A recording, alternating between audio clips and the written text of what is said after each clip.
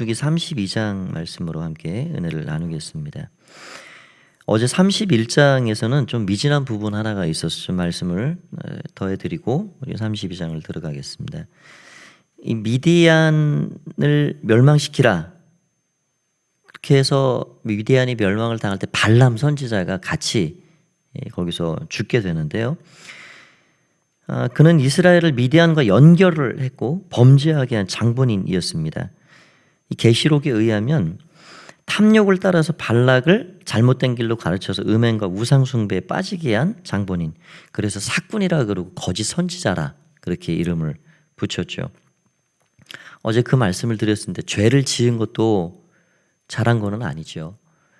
그런데 이 죄를 지은 것보다 더 나쁜 거는 죄를 짓게 한 죄, 그거보다 더 나쁜 거는 거짓 선지자.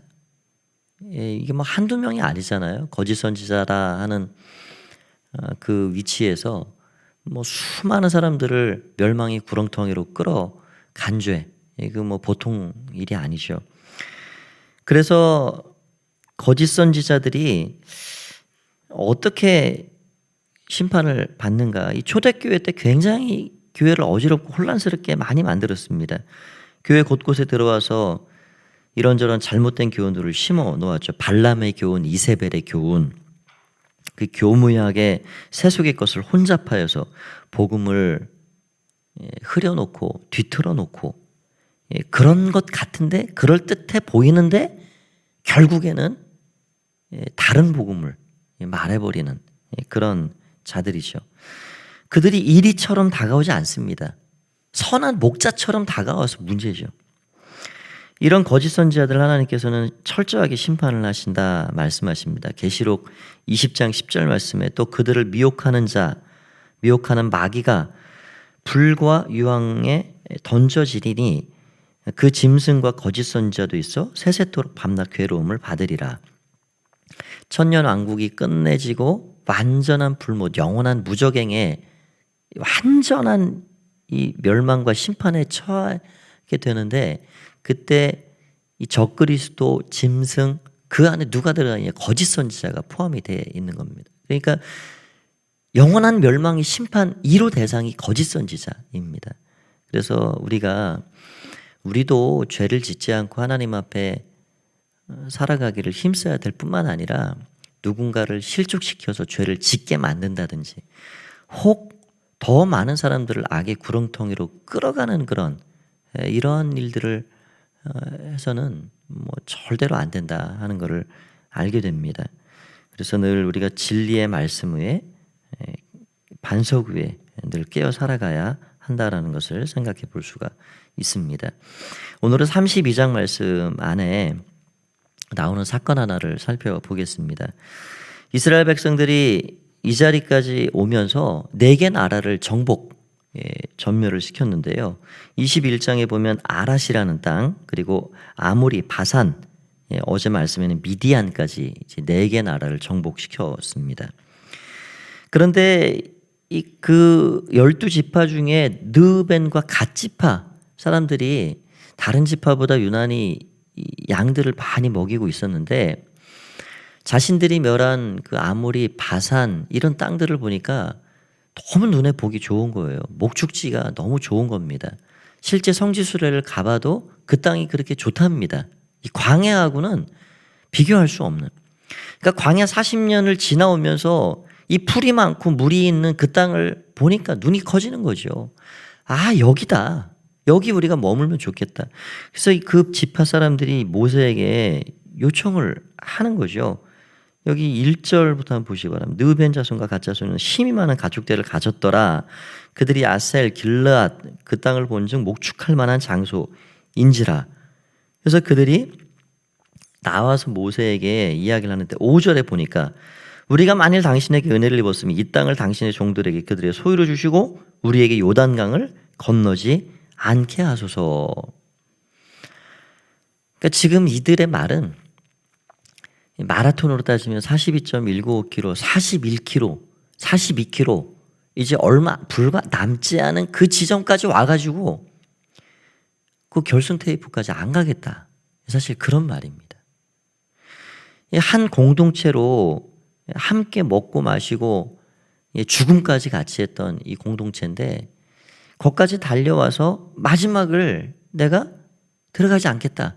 그러니까 요단강을 건너 가나안 약속의 땅에 들어가는 게 500년 전 아브라함에게 약속했던 그 오랜 기다림과 염원이 있었던 그 민족적인 과제인데 안 가겠다는 거예요.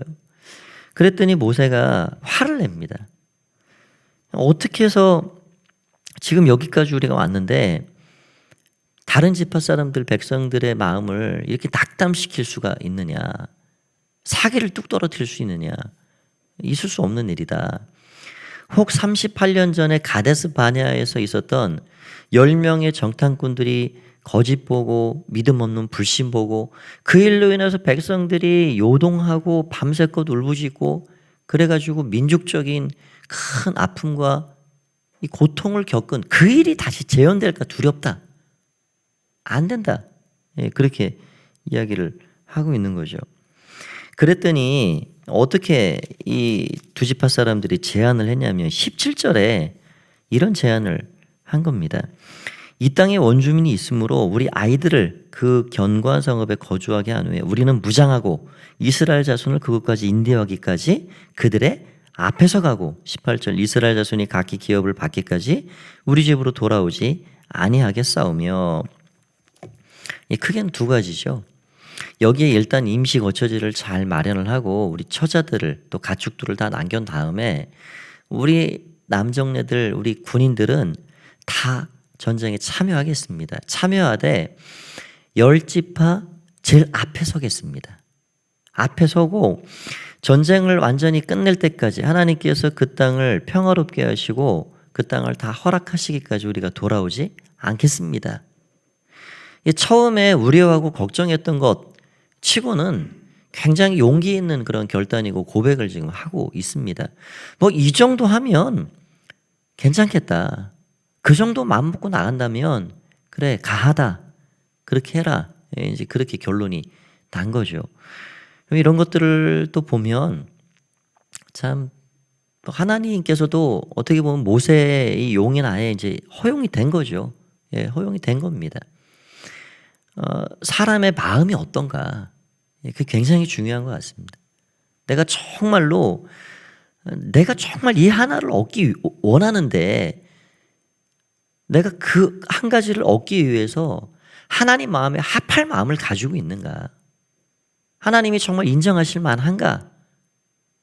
우리가 하나님 앞에 정말 그 마음을 가지고 하나님 받으실 만한 마음, 기도, 그런 헌신을 통해서 우리 하나님 앞에 정말로 믿음으로 잘 살아가고 그렇게 행한다면 하나님께 때로는 당당하게 요구할 것도 있는 거죠. 하나님 그거 혹시 그거 안 된다. 절대로 안 된다. 불가하다. 그래 말씀하시지 않는 거죠. 그래서 우리의 늘 마음이 하나님 앞에 기꺼이 하나님 받으실 만한 마음으로 올려드리고 나아가는 게 중요하다 하는 것을 알게 됩니다. 그렇게 해서 모세가 그 두 지파 사람들에게 아주 결연하게 단단하게 말을 전해주고 있습니다. 20절 말씀을 보면 그렇게 되어 있습니다. 모세가 그들에게 이르되 너희가 만일 이 일을 행하여 무장하고 여호와 앞에서 가서 싸우되 쭉 이야기를 하고 있는데요. 여기 22절에 보니까 그 땅이 여호와 앞에 복종하게 하시기까지 싸우면 여호와 앞에서나 이스라엘 앞에서나 무죄하여 돌아오겠고 이 땅을 여호와 앞에서 너희의 소유가 되리라마는 그렇지 아니하면 여호와께 범죄함이 되리니 너희 죄가 반드시 너희를 찾아낼 줄 알라라고 말씀을 하고 있습니다.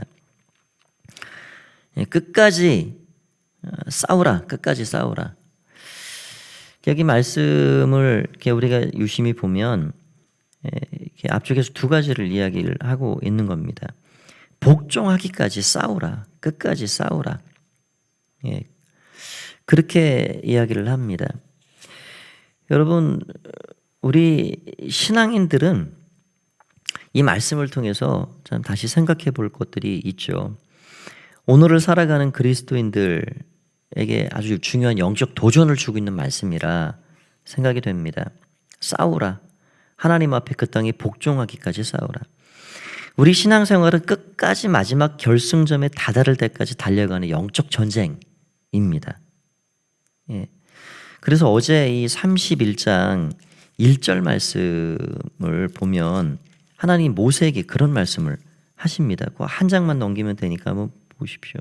31장 1절에 모세에게 하나님이 1절, 2절에 보면 여호와께서 모세에게 말씀하여 이르시되 이스라엘 자손의 원수를 미디안에게 갚으라. 그 후에 내가 내 조상에게로 돌아가리라. 그러니까 모세가 눈을 감기 직전입니다. 사실 눈을 감기 직전 그 지점까지 이르렀는데 모세를 너는 이제 너 할 일 다 했으니까 편안하게 눈 감으라. 너 할 일 없다. 내가 여호수아한테 시키겠다. 그게 아니고 모세가 눈 감기 직전까지 그에게 이 싸움을 끝장을 내라. 그렇게 이야기를 하고 있는 거죠. 그래서 우리 그리스도인들에게는요, 세상에서는 은퇴라는 개념이 있습니다. 그러나 그리스도인 모두에게는 사실 은퇴라는 개념이 없는 거예요. 우리의 싸움은 어떻게 보면 하나님 앞에 가기 직전까지 더 치열해집니다. 그래서 병상에 계신 분들을 위해 또 연로하신 우리 어르신들을 위해 계속해서 우리가 중보기도로 뒷받침해드리고 도와야 할 일들이 거기에 있는 겁니다.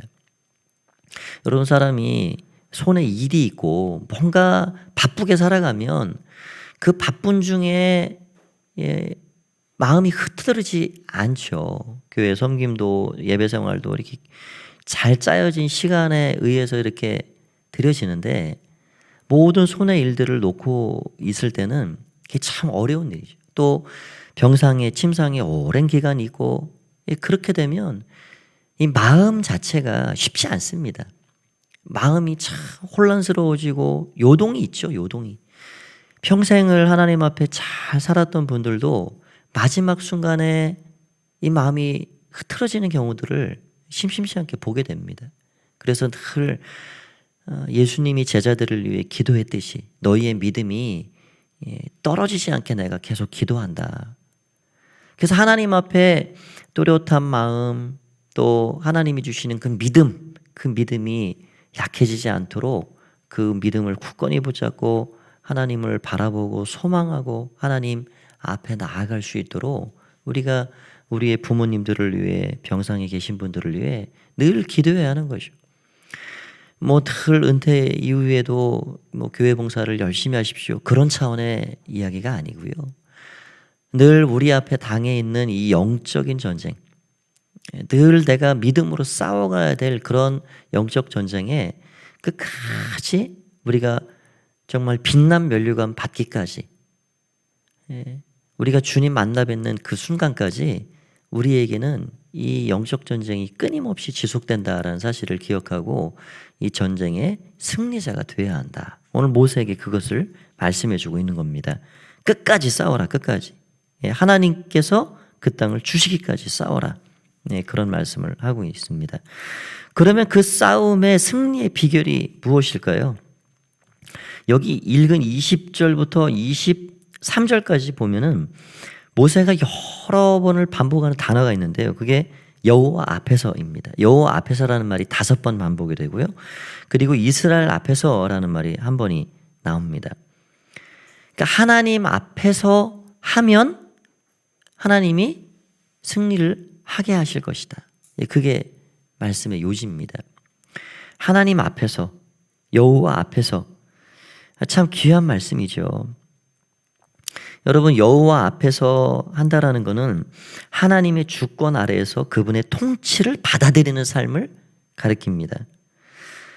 그들이 한 그 약속, 지금 갓과 르우벤 지파 사람들이 모세에게 한 약속, 우리가 제일 앞서 나가겠습니다. 전쟁을 마칠 때까지 돌아오지 않겠습니다.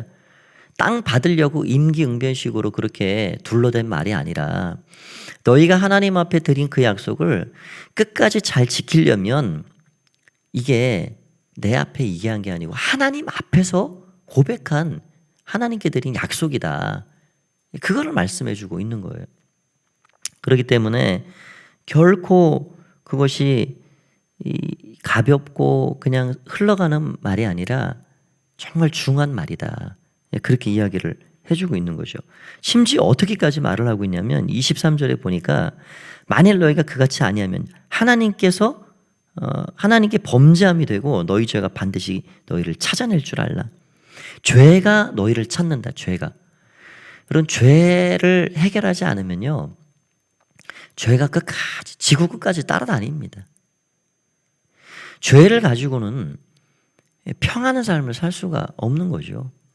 그래서 가인을 우리가 창세기에 보지만 가인이 유리방황하는 자입니다. 유리방황하는 자. 동생을 쳐 죽이고 그가 어디 가도 안식을 얻을 수가 없어요. 그래서 죄가 너희를 찾아낼 것이다. 너희가 이 일을 완수하는 순간 너희의 이 모든 말의 부담은 덜어지는 것이다. 그렇게 이야기를 하고 있는 거죠. 하나님 앞에서 우리가 살아간다. 하나님의 그 존전 앞에서 코람데오, 하나님이 주권을 행하시고 하나님이 주인 되신다. 그런 믿음의 고백을 가지고 나아가는 거죠. 그래서 우리가 하나님 앞에서 살 때 하나님의 뜻에 일치하는 삶을 살아갈 수 있고요. 사람 앞에서도 부끄럽지 않는 우리의 말과 행동이 일치하는 삶을 살아갈 수가 있게 되는 것입니다. 눈에 보이지 않지만 하나님의 주권 안에서 내가 산다. 하나님의 시야에서 우리는 벗어날 수 없다. 그 하나님이 나의 삶을 이끄신다. 그것이 하나님 앞에서 살아가는 신앙입니다. 오늘 그렇게 해서 이 두 지파 사람들이 결국 허락을 받았고요. 그렇게 그대로 행하는 것을 보게 되고요. 여기 갑자기 또 이 두 지파와 협상을 끝냈는데 33절에 보면 여기 므낫세 반지파가 합류를 하고 있는 것을 보게 됩니다. 그래서 그 나라의 이 일부를 이 므낫세 반지파에도 허락을 하는 것을 보게 되죠. 그렇게 하고 거기에서 이 기업을 얻은 두 지파와 한 지파 반, 므낫세 갓, 또 르우벤 지파가 그 성들을 얻고 이름을 바꿨다라고 나옵니다. 믿음의 사람들은 가는 곳마다 이름을 바꾸는 사람들이에요. 가는 곳마다 분위기를 바꾸고 환경을 바꾸고 눈에 보이는 어떤 눈에 띄는 것을 바꾼다 하기보다는 영적인 분위기를 그렇게 새롭게 만들어가는 사람들입니다. 그래서 늘 우리가 가는 곳, 발걸음이 미치는 곳, 만나는 사람들이 이런 변화가 일어나야 됩니다. 이름이 바뀌었다. 옛날 가지고 왔던 그 옛사람의 모습이 다 사라지고 새로운 새 피조물의 모습들이 하나님 나라가 이루어지는 그런 놀라운 변화의 중심 가운데 있는 선한 영향력을 끼치고 살아가는 자들이다 하는 사실을 알게 됩니다. 오늘 말씀을 마음에 우리가 늘 새기시고 말씀을 요약을 하면 우리는 그 어느 누구도 실족시키는 일, 그런 삶을 살아가서는 안 되게 늘 우리 삶을 잘 돌아봐야 합니다. 또 우리가 하나님 앞에서 정말 늘 코람데오 하나님의 존전 앞에 살아가는 그런 사람들이 되어야 하고요. 어디 가든지 선한 영향력을 통해서 하나님 나라를 이루어가고 이름을 바꾸듯이 환경을 새롭게 만들어가는 그런 주님의 백성으로 늘 살아가야 하겠습니다. 오늘도 복된 하루 되시기를 간절히 축원드립니다. 기도하겠습니다. 하나님 아버지 은혜를 감사합니다.